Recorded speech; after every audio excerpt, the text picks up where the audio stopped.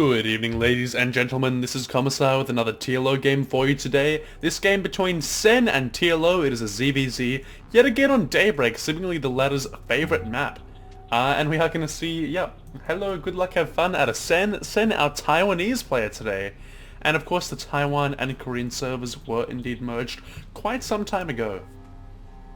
Anyway, so giving you some background on these two players, if you have just watched my other cast of Rain vs TLO, I recommend you watch that. It was a very curious game, something a bit different to what you'd normally see, and it was kind of cool. At that, TLO's introductions are about the same. He is still in Korea, still practicing in Korea, not winning tournaments, as of course practicing tends to prevent you from winning tournaments if you're not actually entering them. But nonetheless, he's looking very, very strong on the ladder, and as such is very exciting to watch at the moment, is very good at experimenting, and he's one of the best players to watch just because he experiments a ton and tries to beat players with tricky tactics. Kind of like special tactics, only perhaps even more common, because White-Ra really only does that occasionally, it seems. Anyway, so meanwhile on the Sen side of the base, an introduction which I have not made for a long, long time. You will notice that Sen, his recent results, the best result being the win, a 4-0 win in the finals in the WCS Taiwan, where he won $6,000, a very impressive winning prize, from a very impressive victory in which he was quite dominant in that tournament. Other than that, he won $1,500 in the Gigabyte Stars War 7 tournament. And last year, his other results where he came third in the NASL, winning $12,000. He came, third at BlizzCon, getting another $10,000. He came first at a Taiwanese Battle.net Invitational, getting $10,000. Third at NASL Season 1, getting $10,000. And yeah, that's a lot of money. So he's generally been quite successful in the prize money.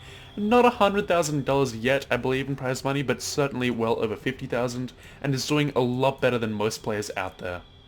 He is going for a 15 hatch, I believe, as is TLO, both getting those expands before their spawning pools, which is fairly normal on this map. It is fairly easy to scout your opponent when there is only one place they could be.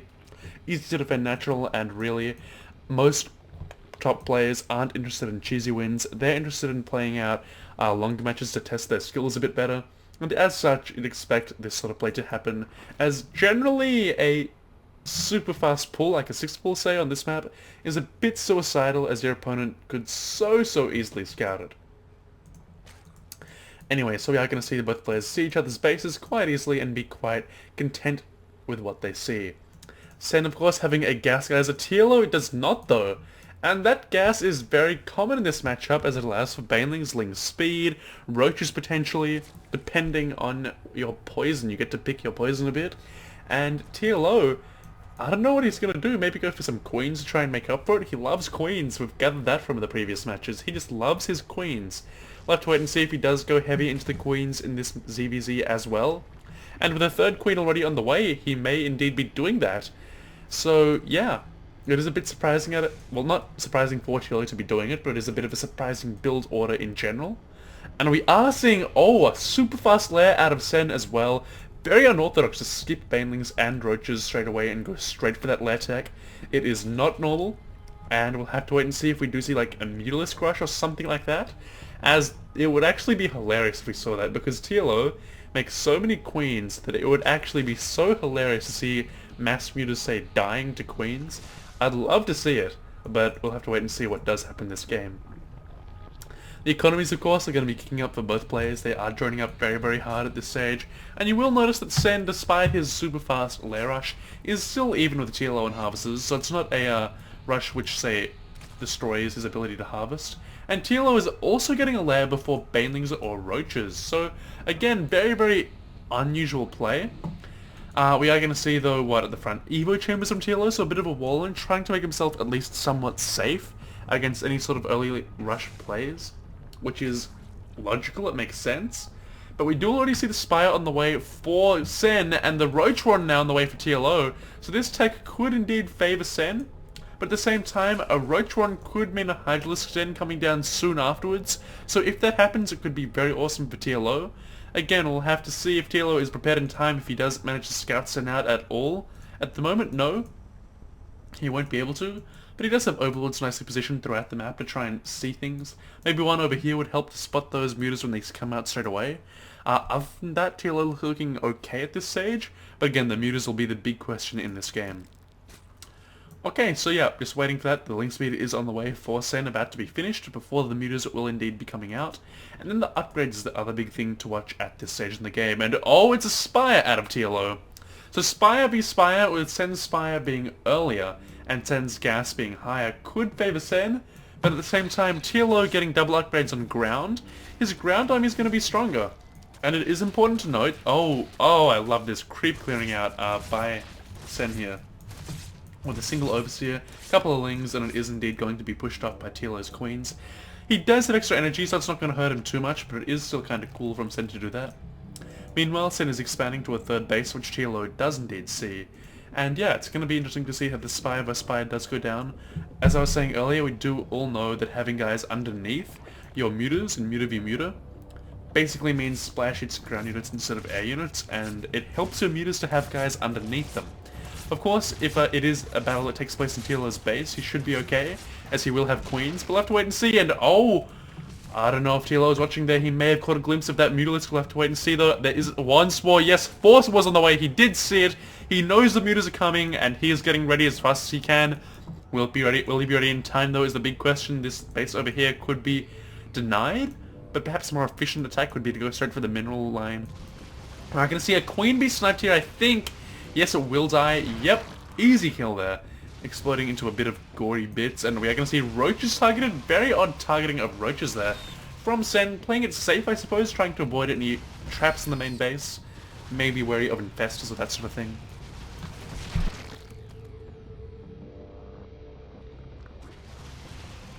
I just had to mute myself for a moment there. And we are going to see TLO's base be denied. Perhaps it looks like, yeah, it will be denied, I think. I'm going to also see that one, no upgrades actually on the air for Sen coming out yet. Upgrades though for TLO are coming out, and oh my god, TLO going for a counterattack of mutas rather than going for the actual mutas of his opponent. Very, very odd here. Very odd indeed, and we are going to see spores coming up for Sen in the meantime. Will it be enough though? He could lose a lot of drones here. The queen is going to go down for sure. This spore could be focused down as well, and it is going to not be. The drones though falling so quickly, and this should give the economic edge to TLO in this game. He is going to take out a ton of harvesters here. Yep, they are going down very nicely indeed, and losing very little in terms of the Mutalisk count. I believe he didn't lose any. One or two might have fallen, I can't remember for some reason. And 10-0 workers killed this game. Great for TLO, as he has been down at base, and now the harvesters do still favour Sen by quite a lot, so economic lead baloney. Yeah, Sen is still ahead on economy, but all the muta count, this is going to favour TLO here, and that was a mistake by Sen, as he has just given the air superiority to TLO, who's going to take out the Spire here, and 11 mutas though are on the way for Sen. They could perhaps save it if he's lucky. A transfuse would be amazing right now for Sen, but there are no queens nearby to do so, and this Spire is going to fall. That upgrade is not going to happen, and Sen is suddenly in a bit of trouble. Does have some reinforcing mutas coming down. Could maybe clear up TLO's mutas, and oh, they're surrounding them, and TLO in trouble here, having to retreat. Is going to lose a couple of mutas in the process. Quite a few mutas indeed, down to a total of, what, 13 versus 13 actually. Once TLO has his guys back at base, these guys are softened up though, so in a straight up battle, Sen may be able to win here. We are going to have to see. His mutas are not all here at the start of the battle though. It could be crucial. It's going to be close. I'm not sure who's going to win it. TLO does have the one armor upgrade advantage. That could be crucial here, and it looks like it will be, as TLO is starting to edge out ahead. And oh my god, this is so close, it's ridiculous. Now 2v3 mutas, it's just absurd. Meanwhile though, TLO has been making more mutas. Meanwhile, Sen has been unable to with his Spire sniped, now going into infestors. Oh, this is cool. I like this kind of ZvZ, it's very intense. And we do indeed see the third base down for TLO. He has to start saturating it with guys, with drones to start mining it, get that gas count up. That is a ton of overlords in one little spot there. You do not want to see them get nuked. And meanwhile, we will indeed see the harvester tab showing. Still, Sen is ahead in economy, but this base is going to see what TLO should join up maybe a bit. Sen is joining up, but TLO's not. TLO's making roaches. And oh, a Nidus network on the way for TLO. TLO is so entertaining to see. I love Nidus play because they're so rare mostly and because they look cool basically. And we are going to see, where is it going to pop down? Who knows, we'll have to wait and see about that one. But yeah, Nidus play could be very cool, and there is indeed a Nidus worm on the way somewhere on the map. I can't tell where though. It is indeed over at this 4th base location, and what's going to pop out, I'll have to wait and see. I believe it's going to be a ton of roaches and maybe even the queens, and yep, it is the queens! Oh, TLO loves his queens and he needs them to attack, so he makes a Nidus worm. I love it. Meanwhile, muted count in favor of TLO. The Infestors of the big deal. Can the Infestors of Sen hold this attack? And does he know better? He did hear Nidus sound. He does know something must be coming, but he does not know what yet. These roaches are now on the creep of Sen, and they will be a little bit fast. This base will be denied by the muters here, I believe, and the Infestor is going to be engaging these roaches here. No fungals have fallen yet, and oh my god, an Infestor is going to go down straight away, I believe. Yep, 2, I believe. Not only one is going down so far, 2 on like very, very low health. You know that the queens are moving in to try and transfuse, try and hold up their army, try and out-heal the damage of his opponent, and these muters could be key here, as I believe there's little anti-air left, and TLO going to push in here, and these muters, little ants for them, the Infestor energy is now out. No energy left. These Infested Terrans, when they go out, will leave this space defenseless versus air, but for 1 spore and a queen, 2 spores and a queen. And this really sucks for Sen, as I believe Queens and Mutalisks are going to see him be defeated here, as without energy this infests a useless supply. And meanwhile, here's the big push in by TLO, a big concave for Sen, but does he have what he takes? Sen does have a huge upgrade advantage, is tearing through the roaches of his opponent, and the Queen's healing is not enough, sorry. And there's the GG from TLO, as the muters have just flown out and died to the hands of the spores, and oh, I feel like that could have been so much better controlled by TLO. TLO behind an economy during that, and the big thing I think, which I missed earlier on, was that upgrade advantage, as without upgrades and without this last wave of reinforcements, Sen looks pretty weak with these useless infestors here. But look at the Mutalisks. I'm curious to see what they did in this battle, as I did lose track of them, a bit hard to follow them all. And yep, they just went in straight into the spores and the queens. Infested Terrans came down too, not many, but apparently they were not microed at all. So then the Mutalisks could have done a lot, they didn't end up doing anything at all. Meanwhile, of course, the roaches no match for their heavily upgraded roaches of Sen. The queens, of course, not having enough energy or enough micro or enough DPS to try and mitigate that difference. And of course the supply favored Sen in the first place. So I guess I just kind of got a little overhyped about TLO in this game. It is exciting to watch him, of course, and meanwhile Sen though playing out a very solid game. The good things for Sen, generally everything was great except for the fact that he lost the air war. The big thing for Sen though was that throughout that entire game he was ahead in harvesters, and TLO was always even in supply, always trading well. Even after that huge loss at the end, even unit Sustab does show him being way ahead earlier. So really the big thing here is the harvest count, and Sen doing a great job in that. As such, he was able to win. So yep, great work to probably the best Taiwanese player in StarCraft 2, taking out TLO in a nice ZvZ on Daybreak.